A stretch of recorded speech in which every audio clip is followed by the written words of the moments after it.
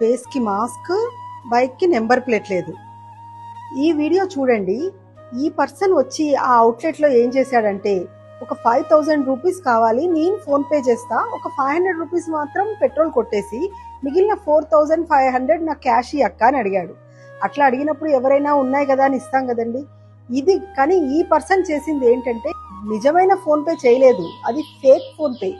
ఈ fake phone pay ద్వారా అతను అదే రోజు 3 రిటైల్ అవుట్లెట్లలో అంటే పెట్రోల్ బంక్లతో పాటు 3 చిన్న స్మాల్ కిరాణా షాపులలో కూడా ఇలాగే చేశాడండి. మా టీం కి నేను చెప్పాను, ఇది ఏంటో బాబు కనుక్కోండిరా అని.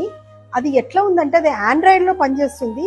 చూస్తే as it is phone pay లానే ఉందండి. ఎంతంటే అంత ట్రాన్స్ఫర్ చేయొచ్చు, 1,00,000 2,00,000 అన్న లిమిట్ కూడా లేదు దానికి. ఇప్పుడు ఇది చాలా చలామణిలో ఉందండి. వీళ్ళ టార్గెట్ ఎవరంటే చిన్న చిన్న కిరాణం షాపుల వాళ్ళు ప్లస్ పెట్రోల్ బంక్ లో క్యాషియర్స్.